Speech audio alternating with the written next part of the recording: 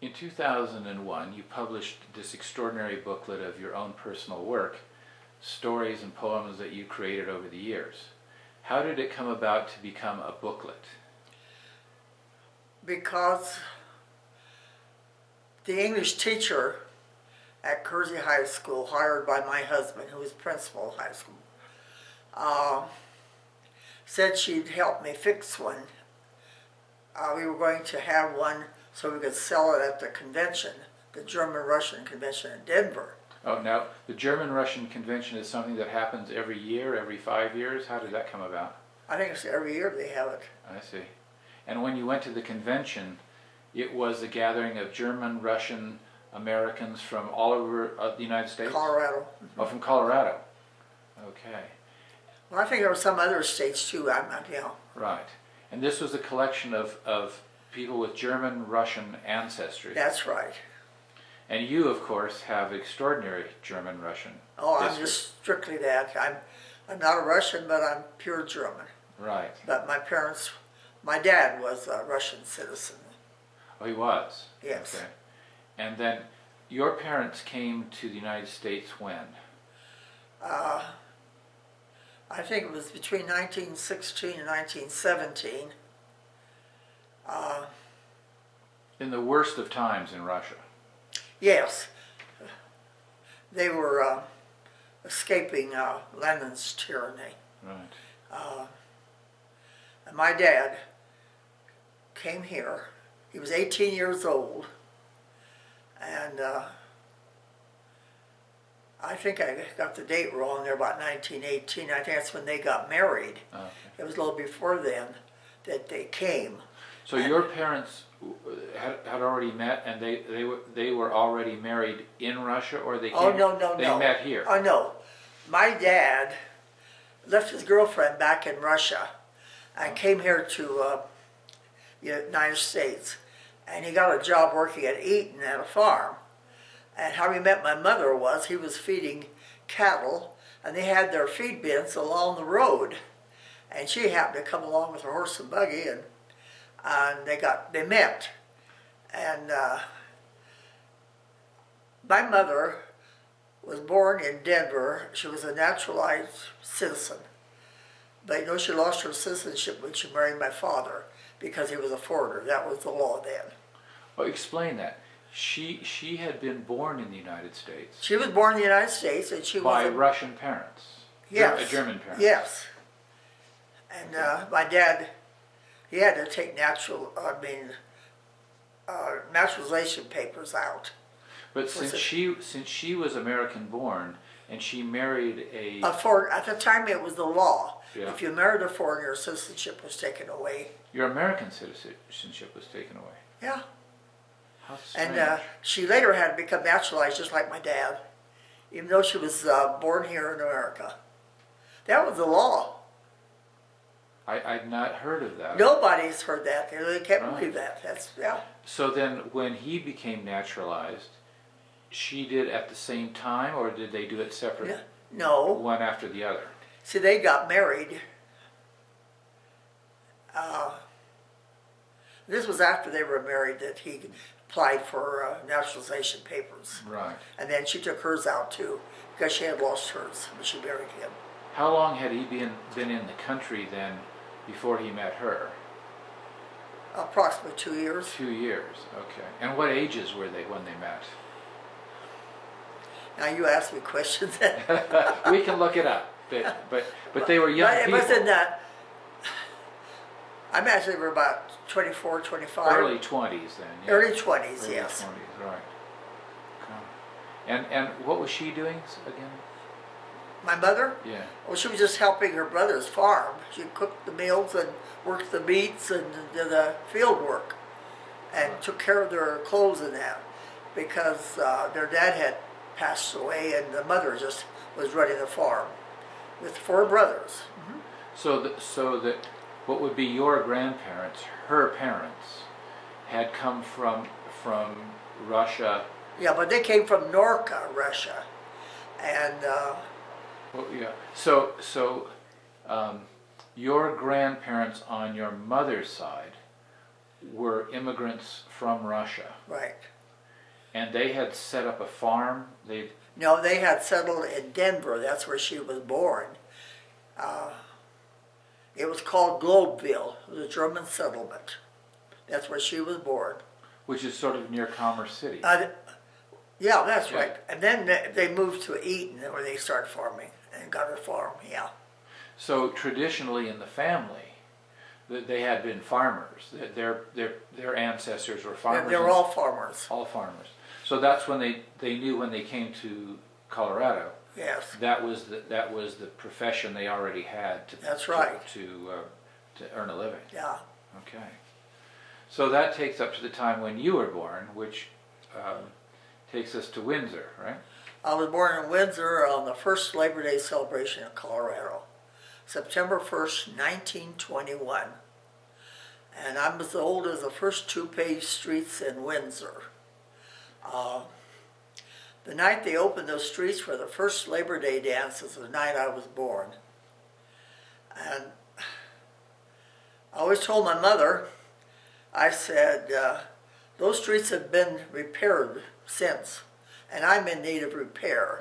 And she'd say to me, well, who do you think had Labor Day that day? I did. It truly was Labor Day for her. Yes. My mother had a sense of humor. She was a great woman. Well, you Yeah. inherited it, and with that, you wrote poems. You've written poems your whole life, I presume. No. In school, I wasn't interested in poetry. No. No, I started working for the government, for Farm Security Administration. And then later I took a job with Public Health Service. Mm-hmm. And there was, my boss, he was the chief of the station. And he loved to, he was quite a punster. And when inter-office memos went around, he always had a cute little pun. And I retaliated by writing little jingles. That's how I started writing poetry. That was the start of my poetry writing. And then I was asked to write for parties and for special occasions, and that's how it. And then somebody heard that, and then I was invited to join the Greeley Poetry Club, and that's where I really started writing. The Greeley Poetry Club. Okay. Mm-hmm. And so that was once a month. Yeah, once a month. Yeah. Okay. And you would meet with other people who were also writing poetry. Anybody who wanted to could join. Yes. Right. I really enjoyed that. And so that's what led you to collect some poetry that you created. It was different occasions, but they gave us assignments at the poetry club. We had to write. Oh. They give us certain assignments, write a poem about this, and that's where I got my ideas. Yeah. I see. So everything you wrote in this book is from personal experience. That's right. Right. And it spans a period of all the times that you remember about Weld County and Windsor and Greeley and all the places that we all know here. I want to tell you an interesting fact. Did you know that Windsor was the first town in Weld County to have paved streets? We beat Greeley. Yeah. What's also interesting about Windsor Main Street is there because it was the main trail for the Overland Trail. Yes, that's what you said. I didn't even know that. Yeah. It did. It came from the Latham stage stop in Greeley, which, as we sit here on 8th Avenue or just off it, the Latham stage stop was about 1.5 miles to the east, and Windsor being 12 miles behind us. That stage route probably came within 100 yards of where we sit now, because it was a way to get across from Missouri or wherever you were coming from the east and going to California. Good old days. Good old days. It was hard travel. Oh yes. Oh, it was hard. I can imagine. The accounts of people who didn't make it along Oh the trail, yes. Oh who yes. succumbed to one ailment, or they got kicked by a horse, and people died from the simplest things because there was no way to provide even the most basic medical treatment. No. But it was a big movement. It was a huge movement. But by the time the Overland Trail got established, was about late 1850s or 1860s. On page 20, you wrote a poem, and this poem was about hard work. About beat working. About beat working. Can you? I started out early, about 6 years old. Mm-hmm. You crawl behind a person who had a hoe. He would block the rows of beets, and you had to crawl behind, and you had to single out each clump and leave just one beet, because beets had to be thinned so they could grow and have more sugar that way. So for people who don't know anything about sugar beets were a major crop in the Windsor area. Yeah, I know. Very successful because the sugar companies came in and built factories. Well, the German Russians were the result of that. They brought that from Russia because they raised beets in Russia. Uh-huh. Right. And beets are one source of getting actual sugar. That's right. That was the whole purpose. And then after they processed the beets, they had what they called pulp. Mm-hmm. And they fed that to cattle. So that was an awful smelling thing. But when they had beets, in days past, the beet seed would grow multiple plants. Yes, that's why. And the problem was that if they were too close together, that's right, the beets wouldn't get big enough. No, There'd that's be a right. lot of small beets instead of large beets. They wouldn't have the sugar that they needed. Right. And there was no other way to what they called beet thinning. You actually had to go in by hand with a. Describe what you used. We used a hoe, and they chopped and blocked them. And then some used to thin beets without gloves, but we had canvas gloves we wore. Did you have long-handled hoes or short-handled hoes? Some worked with short ones, but most of them were long. They walked along and hoed. Right. And then the thinners crawled by the hands and knees behind them. So when you were 6 years old, what was your part in that? Thinning. So you were taken out to the field with... Well, my first experience was my mother, my dad was working for a brother-in-law of his as a hired man, and in order for my mother to make more money, she asked to have a few acres of beets to work, and she hoed, and she had two girls. I had a sister 2 years younger, and now she was younger. She was almost just a little over 4, and she started working. Right. But I did most of it, and she'd always come around and help me, Mm-hmm. She could thin some. Right. Yeah. Yeah. And in those days, of course, you're working out in the sun, and this was early in the season when the beets were just little. Yeah. So this is way before you were in school, I presume. Oh, yes. Right. And then, so as part of that, it was just normal for kids to be in the field. Well, they had school there at Windsor, but we started, I started going to school, the regular school. I didn't have to take time off and work beets then. I was too young in the fall. And, but in the fall, we would take out 4 to 6 weeks to harvest the beets and the potatoes. Then we had to go back to high school and make up that work. Right. So this inspired you to write this poem.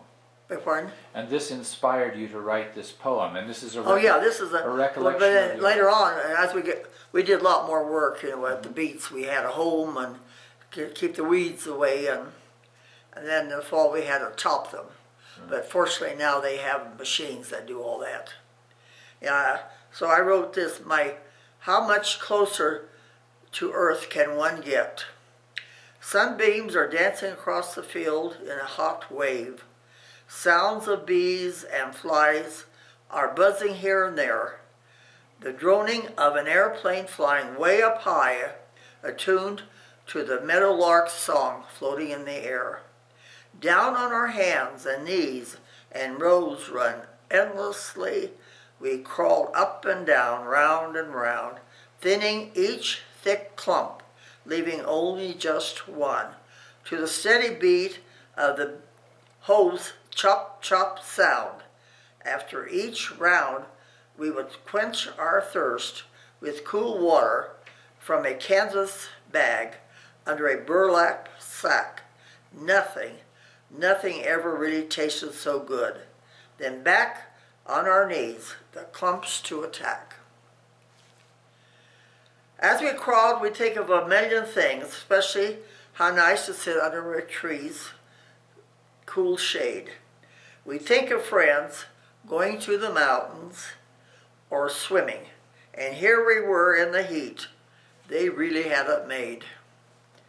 Things we acquired working were endurance, patience, and work ethic.